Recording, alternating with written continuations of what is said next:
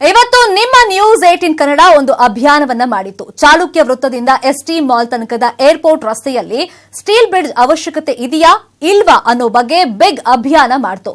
ಬೆಳಗ್ಗೆ 8 ರಿಂದ ಮಧ್ಯಾಹ್ನ 3 ಗಂಟೆ ತನಕ 15 ಸ್ಥಳಗಳಲ್ಲಿ ಮತದಾನಕ್ಕೆ ಅವಕಾಶವನ್ನ ಮಾಡಿಕೊಡಲಾಗಿತ್ತು. ಜೊತೆಗೆ ಸಾಮಾಜಿಕ ಜಾಲತಾಣದಲ್ಲೂ ಸೂಪರ್ ರೆಸ್ಪಾನ್ಸ್ ಸಿಕ್ಕಿದೆ.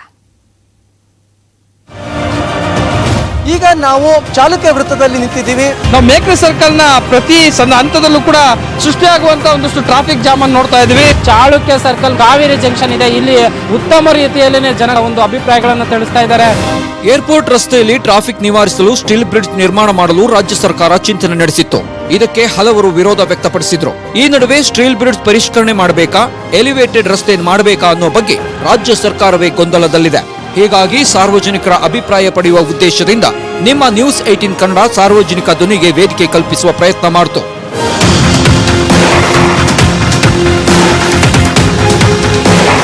ಚಾಲುಕ್ಯ ಸರ್ಕಲ್ನಿಂದ ಕೋಡಿಗೆಹಳ್ಳಿ ಗೇಟ್ ತನಕ ಒಟ್ಟು 15 ಮತಗಟ್ಟೆ ಕೇಂದ್ರಗಳನ್ನು ತೆರೆಯುವ ಮೂಲಕ ಸಾರ್ವಜನಿಕರ ಅಭಿಪ್ರಾಯ ಸಂಗ್ರಹಕ್ಕೆ ಮುಂದಾಗಿದ್ವಿ. ಪ್ರತಿ ಮತಗಟ್ಟೆಯಲ್ಲಿ ಅಭಿಪ್ರಾಯ ಸಂಗ್ರಹ ಮಾಡಿದ್ವಿ. ಇದರ ಜೊತೆಗೆ ಏರ್ಪೋರ್ಟ್ ರಸ್ತೆ, ಬಸ್ ನಿಲ್ದಾಣಗಳು, ಮಾಲ್ಗಳು, ಸಿಗ್ನಲ್ಗಳಲ್ಲಿ ಮತಪೆಟ್ಟಿಗೆ ಹಿಡಿದು ಅಭಿಪ್ರಾಯ ಸಂಗ್ರಹಿಸಲಾಯಿತು. ನ್ಯೂಸ್ 18 ಕನ್ನಡದ ಪ್ರಯತ್ನಕ್ಕೆ ಸಾರ್ವಜನಿಕರಿಂದ ಅಭಿನಂದನೆಗಳ ಮಹಾಪೂರ್ವೇ ಹರಿದು ಬಂತು. ಮಾಡಲಿ ಸರ್, ಪ್ರಾಜೆಕ್ಟ್ ಒಳ್ಳೇದು, ಮಾಡಲೇಬೇಕು, ಆದಷ್ಟು ಬೇಗ ಮಾಡೋದು ಬಹಳ ಒಳ್ಳೇದು. ಮರಗಳಿದೆ ಅಂದ್ರೆ ಪೊಲ್ಯೂಷನ್ ಆಗಿ ಬೆಂಗಳೂರು ಫಸ್ಟ್ ಪೊಲ್ಯೂಷನ್ ಆಗ್ಬಿಟ್ಟಿದೆ, ಅದಕ್ಕೆ ಬೇಡ. ಬ್ರಿಡ್ಜ್ ಬೇಕೇ ಬೇಕು ಸರ್, ಖಂಡಿತ ಬ್ರಿಡ್ಜ್ ಬೇಕು.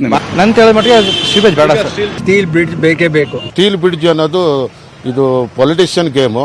ಸ್ಟೀಲ್ ಇಲ್ಲಿ ಟ್ರಾಫಿಕ್ ಜಾಮ್ ಆಗ್ತಾ ಇರೋದ್ರಿಂದ ಪ್ರತಿ ದಿವಸ ನಮ್ಗೆ ತೊಂದರೆ ಆಗ್ತಾ ಇದೆ. ಸ್ಟೀಲ್ ಬ್ರಿಡ್ಜ್ ಬೇಕು, ಅದೊಂದು ಸ್ಟೀಲ್ ಬ್ರಿಡ್ಜ್ ಬೇಕೇ ಬೇಕು. ಸ್ಟೀಲ್ ಬ್ರಿಡ್ಜ್ ಆದ್ರೂ ಮಾಡ್ಲಿ, ಇಲ್ಲ ಅಂದ್ರೆ ರೋಡ್ ಆದ್ರೂ ಮಾಡ್ಲಿ. ರೋಡ್ ಮಾಡಿದ್ರೆ ಇನ್ನೂ ಅನುಕೂಲ. ಜನರು ಕೊಟ್ಟ ತೀರ್ಪು ಏನು ಅನ್ನೋ ಕುತೂಹಲಕ್ಕೆ ಸಂಜೆ ವೇಳೆಗೆ ತೆರೆಬಿತ್ತು. ಮತಗಟ್ಟೆ ಫಲಿತಾಂಶದಲ್ಲಿ 49% ಮಂದಿ ಸ್ಟೀಲ್ ಬ್ರಿಡ್ಜ್ ಬೇಕು ಎಂದು ಹೇಳಿದ್ರೆ 51 ಮಂದಿ ಉಕ್ಕಿನ ಸೇತುವೆ ಬೇಡ ಎಂದು ಅಭಿಪ್ರಾಯಪಟ್ಟಿದ್ದಾರೆ. ಇನ್ನು ಫೇಸ್ಬುಕ್ನಲ್ಲಿ 37 ಮಂದಿ ಮಾತ್ರ ಉಕ್ಕಿನ ಸೇತುವೆ ಬೇಕು ಎಂದಿದ್ರೆ ಬರೋಬ್ಬರಿ 63 ಮಂದಿ ಬೇಡ ಎಂದು ಹೇಳಿದ್ದಾರೆ. ಇನ್ನು ಟ್ವಿಟರ್ನಲ್ಲಿ 30 ಮಂದಿ ಬೇಕು ಎಂದಿದ್ರೆ 70 ಮಂದಿ ಬೇಡ ಎಂದಿದ್ದಾರೆ. ಒಟ್ನಲ್ಲಿ ಸ್ಟೀಲ್ ಬ್ರಿಡ್ಜ್ ನಿರ್ಮಾಣ ಕುರಿತು ಸಾರ್ವಜನಿಕ ಅಭಿಪ್ರಾಯವೇನು ಅನ್ನೋದರ ಕುರಿತು ನ್ಯೂಸ್ 18 ಕನ್ನಡ ನಡೆಸಿದ ಅಭಿಯಾನ ಗ್ರ್ಯಾಂಡ್ ಸಕ್ಸಸ್ ಆಗಿದ್ದು, ಜನರ ಈ ಧ್ವನಿಯನ್ನ ಸರ್ಕಾರಕ್ಕೆ ಮುಟ್ಟಿಸುವ ಪ್ರಾಮಾಣಿಕ ಪ್ರಯತ್ನ ಮಾಡಿದ್ದೇವೆ. Bureau report, news 18 Kannada. Budget ಪೂರ್ವದಲ್ಲಿ ಕಾಂಗ್ರೆಸ್ ನಾಯಕರಿಗೆ ಆಪರೇಷನ್ ಕಮಲದ ಆತಂಕ ಎದುರಾಗಿದೆ. ಇದರ ನಡುವೆ ಬಿಜೆಪಿ ನಾಯಕರು ಬಜೆಟ್ ಮಂಡನೆ ಹೊತ್ತಿಗೆ ಈ ಮೈತ್ರಿ ಸರ್ಕಾರ ಇರಲ್ಲ ಅನ್ನೋ ಹೇಳಿಕೆ ಕೊಡೋ ಮೂಲಕ ಮತ್ತಷ್ಟು ಆತಂಕವನ್ನ ಸೃಷ್ಟಿ ಮಾಡ್ತಾ ಇದ್ದಾರೆ. ಬಜೆಟ್ ಮಂಡನೆ ಮಾಡೋದು ಡೌಟ್. ಮೈತ್ರಿ ಸರ್ಕಾರ ಇರಲ್ಲ ಅಂತಿದೆ ಕಮಲ. ಆಪರೇಷನ್ ಕಮಲ ಟುಸ್ ಅನ್ನೋ ಮಾತುಗಳು ಕೇಳಿ ಬಂದಿದ್ವು. ಆದ್ರೆ ಇದ್ದಕ್ಕಿದ್ದಂತೆ ಮತ್ತೆ ಆತಂಕ ಶುರುವಾಗಿದ್ದು ಬಿಜೆಪಿ ನಾಯಕರ ಹೇಳಿಕೆಗಳಿಂದ. ನಾವು ಜನರ ರಕ್ಷಣೆ ಬರಬೇಕಾದಂತ ಅವಶ್ಯಕತೆ ಇದೆ. ಆದ ಕಾರಣ ಭಾರತೀಯ ಜನತಾ ಪಾರ್ಟಿ ಒಂದು ಜನಪರವಾದಂಥ ಪಕ್ಷ ಆದ ಕಾರಣ ಹಲವಾರು ಡಿಸಿಷನ್ಗಳನ್ನು ಆ ಸಮಯ ಸಂದರ್ಭಕ್ಕೆ ಸೂಕ್ತವಾಗಿ ತಗೊಳ್ಬೇಕಾಗ್ತದೆ. ಖಂಡಿತವಾಗಿಯೂ ನಾವು ಆ ದಿಸೆಯಲ್ಲಿ ಹಿಂದೆ ಬೀಳುವುದಿಲ್ಲ. ಅಗತ್ಯ ಬಿದ್ದರೆ ಅದನ್ನು ಮಾಡ್ತೇವೆ. ಕಾಂಗ್ರೆಸ್ನ ಶಾಸಕರು ಇವತ್ತು ಕುಮಾರಸ್ವಾಮಿ ಅವರಿಗೆ ಬೆಂಬಲ ಮಾಡಿದ್ರೆ ನಾವೇ ಸರ್ಕಾರ ರಚನೆ ಮಾಡಲಿಕ್ಕೆ ಕೂಡ ತಯಾರಿದ್ದೇವೆ. ಮುಂದಿನ ದಿನಮಾನಗಳಲ್ಲಿ ಭಾರತೀಯ ಜನತಾ ಪಕ್ಷ ಸರ್ಕಾರ ಮಾಡತೈತೆ ಇಲ್ಲ ಅನ್ನುವಂಥದ್ದನ್ನ ನಾನು ಒಂದೇ ಮಾತನ್ನು ಹೇಳ್ತೇನೆ. ಈಗೇನು ಆಯ್ಕೆ ಮಾಡಿದ್ರಿ ಈ ಚುನಾವಣೆ ವಿಧಾನಸಭೆಯಲ್ಲಿ, ಇದೇ ವಿಧಾನಸಭೆಯ ಚುನಾವಣೆಯಲ್ಲಿ ಕೆಲವು ದಿನಗಳಲ್ಲಿ ಭಾರತೀಯ ಜನತಾ ಪಕ್ಷ ರಾಜ್ಯದಲ್ಲಿ ಸರ್ಕಾರ ಮಾಡ್ತದೆ, ಸನ್ಮಾನ್ಯ ಯಡಿಯೂರಪ್ಪ ಮುಖ್ಯಮಂತ್ರಿ ಆಗ್ತಾರೆ ಅಂತ ಮಾತನಾಡಬೇಕು. ಹುಬ್ಬಳ್ಳಿಯಲ್ಲಿ ಮಾತನಾಡಿದ ಮಾಜಿ ಡಿಸಿಎಂ ಆರ್ ಅಶೋಕ್, ಆಪರೇಷನ್ ಕಮಲ ಮಾಡ್ತಾ ಇಲ್ಲ, ಮೈತ್ರಿ ಸರ್ಕಾರದಲ್ಲಿ ಸಮರ್ಥ ಆಡಳಿತ ಮಾಡಲಾಗದೆ ಹೀಗೆ ಹೇಳ್ತಿದ್ದಾರೆ ಎಂದಿದ್ದಾರೆ. ಕೋಲಾರದಲ್ಲಿ ಮಾಜಿ ಸಿಎಂ ಎಸ್ಎಂ ಕೃಷ್ಣ, ದೂರದಿಂದ ಎಲ್ಲವನ್ನೂ ನೋಡ್ತಾ ಇದ್ದೇನೆ, ನನಗೆ ಕಮಲ ಮಾತ್ರ ಗೊತ್ತು, ಆಪರೇಷನ್ ಗೊತ್ತಿಲ್ಲ ಎಂದಿದ್ದಾರೆ. ನಮ್ಗೆ ಆಪರೇಷನ್ ಕಮಲದಲ್ಲಿ ನಂಬಿಕೆ ಇಲ್ಲ. ಕಾಂಗ್ರೆಸ್ ಅವ್ರು ಬಾಯ್ ಬಡ್ಕೊಂತ ಇದಾರೆ ಅಷ್ಟೇ. ಅವ್ರು ಬಾಯಿಗೆ ಬೀಗ ಹಾಕೊಂಡಿದ್ರೆ ಸರ್ಕಾರ ಕರೆಕ್ಟ್ ಆಗಿ ನಡ್ಕೊಂಡು ಹೋಗುತ್ತೆ. ಬಾಯ್ ಬಡ್ಕೊಂಡೆ ದಿನ ಸುತ್ತಾ ಇದಾರೆ. ಅದು ಸುಮ್ಮನೆ ಇದ್ರೆ ಎಲ್ಲ ನಡೆಯುತ್ತೆ. ನಾವೇನ್ ಸರ್ಕಾರ ಬೀಳ್ಸಕ್ ಹೋಗಲ್ಲ. ನಾನು ಈ ಪ್ರಸಕ್ತ ಬೆಳವಣಿಗೆಗಳಿಗೆ ಅವುಗಳಿಂದ ಬಹಳ ದೂರ ಇದ್ದೇನೆ. ನಾನು ಈಗ ದೂರದಿಂದ ನಡೀತಾ ಇರ್ತಕ್ಕಂಥ ಎಲ್ಲ ಬೆಳವಣಿಗೆಗಳನ್ನು ಗಮನಿಸ್ತಾ ಇದ್ದೀನಿ. ಆದ್ರೆ ಕಾಂಗ್ರೆಸ್ ನಾಯಕರು ಮಾತ್ರ ಆಪರೇಷನ್ ಕಮಲದ ವಿರುದ್ಧ ವಾಗ್ದಾಳಿ ನಡೆಸಿದ್ದಾರೆ. ಮಂಗಳೂರಿನಲ್ಲಿ ಮಾತನಾಡಿದ ಕೆಪಿಸಿಸಿ ಅಧ್ಯಕ್ಷ ದಿನೇಶ್ ಗುಂಡೂರಾವ್, ನಮ್ಮ ಶಾಸಕರಿಗೆ 30 ಕೋಟಿ ಆಫರ್ ಕೊಡ್ತಿದ್ದಾರೆ. ರೆಸಾರ್ಟ್ ರಾಜಕಾರಣಕ್ಕೆ 200-300 ಕೋಟಿ ವೆಚ್ಚ ಮಾಡ್ತಿದ್ದಾರೆ ಅಂತ ಆರೋಪಿಸಿದ್ದಾರೆ. ಇನ್ನು ಮಾಜಿ ಸಿಎಂ ಸಿದ್ದರಾಮಯ್ಯ ಯಡಿಯೂರಪ್ಪನಿಗೆ ಭ್ರಮೆ ಅಂದ್ರೆ ಕಾಂಗ್ರೆಸ್ ರಾಜ್ಯ ಉಸ್ತುವಾರಿ ಕೆಸಿ ವೇಣುಗೋಪಾಲ್ ಮೋದಿ ಅಮಿತ್ ಶಾ ಪ್ರಜಾಪ್ರಭುತ್ವದ ಕಗ್ಗೊಲೆ ಮಾಡ್ತಿದ್ದು ಕರ್ನಾಟಕದಲ್ಲಿ ಪ್ರಜಾಪ್ರಭುತ್ವ ನಾಶಕ್ಕೆ ಪ್ರಯತ್ನಿಸುತ್ತಿದ್ದಾರೆ, ಇದು ಫಲ ನೀಡಲ್ಲ ಅಂತ ಹೇಳಿದ್ದಾರೆ.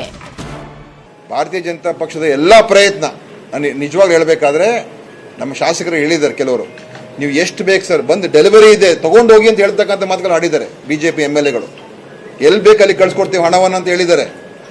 ಎಷ್ಟು 25 ಕೋಟಿ 30 ಕೋಟಿ 40 ಕೋಟಿ ನಿಜವಾಗ್ಲೂ ನನಗನ್ಸುತ್ತೆ ಬಿಜೆಪಿ ಅವರ ಎಷ್ಟೊಂದು ಹಣ ಇಲ್ಲಿಂದ ಬರ್ತಾ ಇದೆ ಅಂತ. ಇಲ್ಲಿ ಬಿಜೆಪಿ ಅವರ ಆಪರೇಷನ್ ಆಗ್ತದೆ ಅಷ್ಟೇ ಸರ್. ಇದು ಕಳೆದ 7 ತಿಂಗಳಿಂದ ಹೇಳುತ್ತಲೇ ಇದ್ದಾರೆ, operation lotus operation lotus operation lotus, ಏನೂ ಆಗಲಿಲ್ಲ. ಅದರಿಂದ ಇನ್ನು ಮುಂದೇನು ಏನೂ ಆಗಲ್ಲ. BJP is doing Operation Kamala. There is no doubt about that. Because of day one onwards, they are offering money to MLAs, they are offering powers to everybody, the host train started. When the Yediyurappa government took power, and then confidence motion was there for him, and that day we already published that even if they are trying very much, I am very much confident on my MLAs. BJP ನಾಯಕರ ಮಾತನ್ನ ಕೇಳಿದ್ರೆ operation ಸದ್ದಿಲ್ಲದೆ ನಡೀತಾ ಇದೆ ಅನ್ನೋದು confirm. Congress ನಾಯಕರು ಮೇಲ್ನೋಟಕ್ಕೆ ಏನೇ ಹೇಳಿದ್ರೂ ಒಳಗೊಳಗೆ ಬೆಚ್ಚಿ ಬಿದ್ದಿರೋದು ಮಾತ್ರ ಸುಳ್ಳಲ್ಲ. Ramesh Hirejambur, political bureau, news 18 Kannada. Bengaluru ಉತ್ತರ ಲೋಕಸಭೆ ಕ್ಷೇತ್ರದಿಂದ ಮಾಜಿ ಪ್ರಧಾನಿ ದೇವೇಗೌಡರು ಸ್ಪರ್ಧೆ ಮಾಡ್ತಾರೆ ಅನ್ನೋ ಮಾತಿದೆ. ಈ ಬಗ್ಗೆ ಪ್ರತಿಕ್ರಿಯೆ ಕೊಟ್ಟಿರೋ ಕೇಂದ್ರ ಸಚಿವ ಸದಾನಂದ ಗೌಡ, ಸೆಣಸಾಡಿದ್ರೆ ಬಲಿಷ್ಠರೊಡನೆ ಸೆಣಸಾಡಬೇಕು, ಬಲಿಷ್ಠರೊಡನೆ ಸೆಣಸಾಡಿ ಯಶಸ್ವಿ ಆಗ್ತೀನಿ. ಈ ಬಾರಿ ಬೆಂಗಳೂರು ಉತ್ತರ ಲೋಕಸಭೆ ಕ್ಷೇತ್ರದ ನಾನು ಕೂಡ ಆಕಾಂಕ್ಷಿ ಅಂತ ಡಾಕ್ಟರ್ HN ಚಂದ್ರಶೇಖರ್ ಕೂಡ ಹೇಳಿಕೆಯನ್ನ ಕೊಟ್ಟಿದ್ದಾರೆ.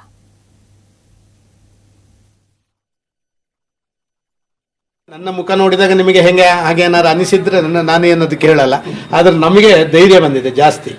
ನಾವು ಸೆಣಸಾಡುವಾಗ ಬಲಿಷ್ಠರೊಳಗೆ ಸೆಣಸಾಡಬೇಕು, ಬರೀ ಬೇರೆಯವರಲ್ಲೆಲ್ಲ. ಮತ್ತು ಬಲಿಷ್ಠರ ಜೊತೆ ಸೆಣಸಾಡ್ತೀವಿ ಮತ್ತು ಯಶಸ್ವಿ ಆಗ್ತೀವಿ.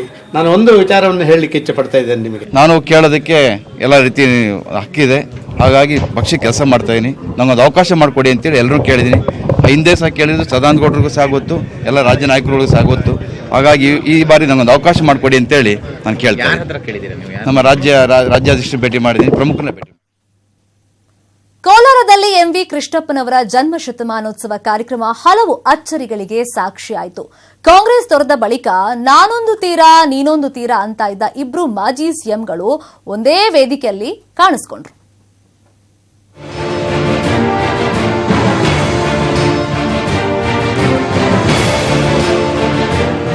ದೇಶ ಕಂಡ ಪ್ರಬುದ್ಧ ರಾಜಕಾರಣಿ, ಕ್ಷೀರ ಕ್ರಾಂತಿ ಹರಿಕಾರ MV ಕೃಷ್ಣಪ್ಪನವರ ಜನ್ಮ ಶತಮಾನೋತ್ಸವ ಕಾರ್ಯಕ್ರಮ ಕೋಲಾರದ ಜೂನಿಯರ್ ಕಾಲೇಜು ಮೈದಾನದಲ್ಲಿ ನಡೆಯಿತು.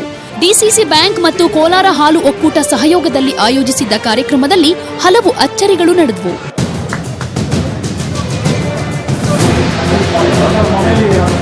ಕಾರ್ಯಕ್ರಮಕ್ಕೂ ಮುನ್ನ ಸಿದ್ದರಾಮಯ್ಯ ಹಾಗೂ SM ಕೃಷ್ಣ ಗೋಪೂಜೆ ಸಲ್ಲಿಸಿ ಹುಲ್ಲು ತಿನ್ನಿಸುವ ಮೂಲಕ ಚಾಲನೆ ನೀಡಿದರು.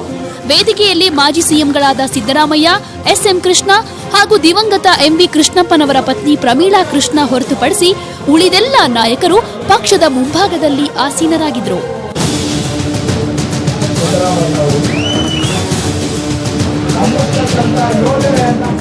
ಒಂದೇ ವೇದಿಕೆಯಲ್ಲಿದ್ರೂ ಪರಸ್ಪರ ದೂರ ದೂರ ಕುಳಿತಿದ್ರು. ಬಳಿಕ ಭಾಷಣದಲ್ಲಿ ನಾನು ಸಿದ್ದರಾಮಯ್ಯ ಪಕ್ಕದಲ್ಲಿ ಕೂರಬೇಕು ಅನ್ನೋ ಮೂಲಕ ಕೃಷ್ಣ ಅಚ್ಚರಿ ಮೂಡಿಸಿದ್ರು. ಕುರ್ಚಿಗಳನ್ನ ಯಾಕೆ ದೂರ ದೂರ ಹಾಕಿದ್ದೀರಾ ಅಂತ ಪ್ರಶ್ನಿಸಿದ SM ಕೃಷ್ಣ ಒಂದೊಳ್ಳೆ ಉದಾಹರಣೆಯನ್ನು ಕೊಟ್ರು. ಹೇಗೆ ಇಷ್ಟಿಷ್ಟು ದೂರ ಹಾಕಿದ್ದಾರೆ ಅನ್ನೋದಾದ್ರೆ ಅರ್ಥ ಆಗಲಿಲ್ಲ. ಒಂದು ಜ್ಞಾಪಕಕ್ಕೆ ಬರ್ತದೆ, ಕಾವೇರಿ ನದಿ ವಿವಾದ ನಡೀತಾ ಇದ್ದಂಥ ಕಾಲದಲ್ಲಿ ತಮಿಳುನಾಡು, ಕರ್ನಾಟಕ, ಕೇರಳ, ಪಾಂಡಿಚೇರಿ 4 ಜನ ಮುಖ್ಯಮಂತ್ರಿಗಳನ್ನು ಕೂಡ ಕರೀತಾ ಇದ್ರು. ಆ ಡೈರೆಕ್ಟರ್ ಕೂರುವಾಗ ಇಷ್ಟು ಅವರು ಮುಖ್ಯಮಂತ್ರಿಗಳು ಅಲ್ಲಿ ಕೂತಿದ್ರೆ ಇನ್ನೊಬ್ಬ ಮಂತ್ರಿ ಇಲ್ಲಿ, ಇನ್ನೊಬ್ಬ ಮಂತ್ರಿ ಅಲ್ಲಿ, ಅಷ್ಟು ದೊಡ್ಡ ಗ್ಯಾಪ್ ಕೊಡ್ತಾ ಇದ್ರು ಅನ್ನೋದು ನನ್ಗೆ ನೆನಪು ಬಂತು. ಅದಕ್ಕೆ ಈಗ ಆರ್ಗನೈಸರ್ ಗೆಟ್ಟಿನ ದಯವಿಟ್ಟು ಕೂತಿನ ಅಲ್ಲಿ ಸರಿಸಿ ಸಿದ್ದರಾಮಯ್ಯ ಜೊತೆಗೆ ಕೂಗ್ತೀನಿ ಹಾಗೆ ಹೇಳಿ. ಬಳಿಕ ಭಾಷಣ ಮುಗಿಸಿ ಬಂದ ಕೃಷ್ಣ ಅವರನ್ನ ಸಿದ್ದರಾಮಯ್ಯ ಕೈ ಕುಲುಕಿ ಬರಮಾಡಿಕೊಂಡ್ರು. ಭಾಷಣ ಮಾಡಿದ ಸಿದ್ದರಾಮಯ್ಯ ದಿವಂಗತ ಎಂವಿ ಕೃಷ್ಣಪ್ಪ ಅವರ ಕಾಳಜಿಯಿಂದ ರಾಜ್ಯದಲ್ಲಿ ಹಾಲು ಉತ್ಪಾದನೆ ಹೆಚ್ಚಾಗಿದೆ ಅಂತ ಹೇಳಿದ್ರು. ಬಳಿಕ ಜನರಿಲ್ಲದೆ ಇದ್ದುದನ್ನ ಗಮನಿಸಿದ ಸಿದ್ದರಾಮಯ್ಯ ನಾನು ಹೆಚ್ಚು ಮಾತನಾಡಲ್ಲ ಅಂತ ಮಾತು ಮುಗಿಸಿದ್ರು.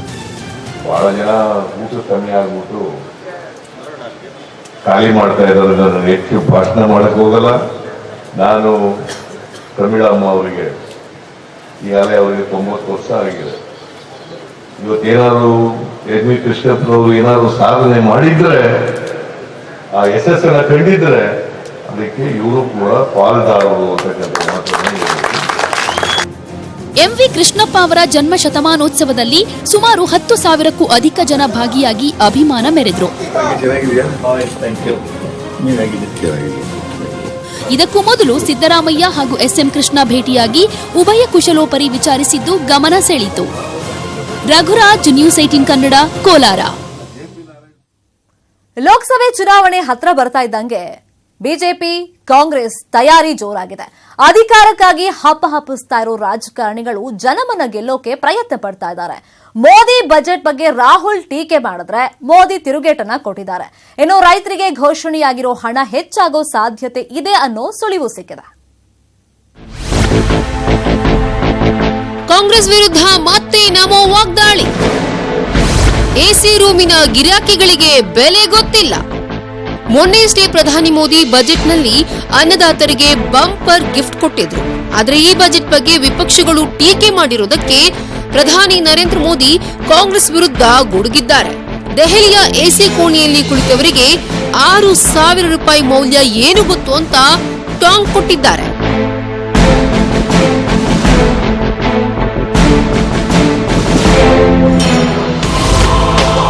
ಬಜೆಟ್ ವಿರುದ್ಧ ಮತ್ತೆ ರಾಗ ಕಿಡಿ. ಭ್ರಷ್ಟರಿಗೆ ಕೋಟಿ, ಬಡವರಿಗೆ ಚಿಲ್ಲರೆ. ಕಾಂಗ್ರೆಸ್ ಅಧ್ಯಕ್ಷ ರಾಹುಲ್ ಗಾಂಧಿ ಮತ್ತೆ ಕೇಂದ್ರ ಸರ್ಕಾರದ ವಿರುದ್ಧ ವಾಗ್ದಾಳಿ ನಡೆಸಿದ್ದಾರೆ. ಬಿಹಾರದ ಗಾಂಧಿ ಮೈದಾನದಲ್ಲಿ ನಡೆದ ಜನ ಆಕಾಂಕ್ಷಾ ರ್ಯಾಲಿಯಲ್ಲಿ ಮಾತನಾಡಿದ ಅವರು ಬಜೆಟ್ ಭ್ರಷ್ಟರ ಪರವಾಗಿದೆ ಅಂತ ಆರೋಪಿಸಿದರು. हिंदुस्तान के किसानों को 17 रुपए दिन के दिए, किसान के परिवार के व्यक्ति को 3.5 रुपए दिन के नरेंद्र मोदी जी की सरकार देती है. नीरव मोदी को 35,000 करोड़ रुपए देते हो, मेहुल चोकसी को 30,000 करोड़ रुपए देते हो, विजय माल्या को 10,000 करोड़ रुपए देते हो और हिंदुस्तान के किसान के परिवार को 3.5 रुपए देते हो. ರಾಹುಲ್ ಗಾಂಧಿ ಆರೋಪಕ್ಕೆ ತಿರುಗೇಟು ಎಂಬಂತೆ ಅಮೆರಿಕದಲ್ಲಿ ಮಾತನಾಡಿರುವ ಸಚಿವ ಅರುಣ್ ಜೇಟ್ಲಿ ದಿನಕ್ಕೆ 17 ರೂಪಾಯಿ ಕೊಟ್ಟಿರೋದು ಮುಂದಿನ ದಿನಗಳಲ್ಲಿ ಹೆಚ್ಚಾಗಬಹುದು ಅಂತ ಸುಳಿವು ಕೊಟ್ಟಿದ್ದಾರೆ. ಜಮ್ಮು ಕಾಶ್ಮೀರದ ಲೇಹ್ನಲ್ಲಿ ಮಾತನಾಡಿದ ಪ್ರಧಾನಿ ಮೋದಿ ನಮ್ಮ ಸರ್ಕಾರ ಭಯೋತ್ಪಾದಕರ ಬೆನ್ನು ಮೂಳೆ ಮುರಿದಿದೆ ಅಂತ ಗುಡುಗಿದ್ದಾರೆ. Guruprasad NJ, news desk, news 18 Kannada. ಇನ್ನು ರಾಮ ಮಂದಿರ ಬಗ್ಗೆ ಬಿಜೆಪಿ ರಾಷ್ಟ್ರೀಯ ಅಧ್ಯಕ್ಷ ಅಮಿತ್ ಶಾ ಮಾತನಾಡಿದ್ದು ಬಿಜೆಪಿಗೆ ರಾಮ ಮಂದಿರ ನಿರ್ಮಾಣ ಬೇಕಿದೆ. ಹಿಂದಿನ ಸರ್ಕಾರ ರಾಮ ಮಂದಿರ ನಿರ್ಮಾಣಕ್ಕೆ ಯಾವುದೇ ಪ್ರಕ್ರಿಯೆಯನ್ನ ಆರಂಭ ಮಾಡಿರಲಿಲ್ಲ, ಹೀಗಾಗಿ ತಡವಾಗ್ತಿದೆ. ಇದೀಗ ಉಳಿದ ಪಾರ್ಟಿಗಳು ರಾಮ ಮಂದಿರ ನಿರ್ಮಾಣದ ಬಗ್ಗೆ ತಮ್ಮ ನಿಲುವುಗಳನ್ನು ಸ್ಪಷ್ಟಪಡಿಸಬೇಕಾಗಿದೆ ಅಂತ ಹೇಳಿದ್ದಾರೆ. ನಮ್ಮ ನಿಲುವು ಸ್ಪಷ್ಟವಾಗಿದ್ದು ರಾಮ ಜನ್ಮಭೂಮಿ ಜಾಗದಲ್ಲೇ ರಾಮ ಮಂದಿರ ನಿರ್ಮಾಣ ಆಗಬೇಕು ಅನ್ನೋದು ಬಿಜೆಪಿ ಒತ್ತಾಯ ಅಂತ ಹೇಳಿದ್ದಾರೆ. ಇದು ಇವತ್ತಿನ ಅಗ್ರ ರಾಷ್ಟ್ರೀಯ ವಾರ್ತೆ. ಇದೀಗ 45 ನಿಮಿಷದ ಸೀಕ್ರೆಟ್ ವಿಶೇಷ ಕಾರ್ಯಕ್ರಮ ಪ್ರಸಾರವಾಗುತ್ತೆ. ನೋಡ್ತಾರೆ ನ್ಯೂಸ್ 18 ಕನ್ನಡ. ಜಾಲ ನಮ್ಮದು, ಬಲ ನಿಮ್ಮದು.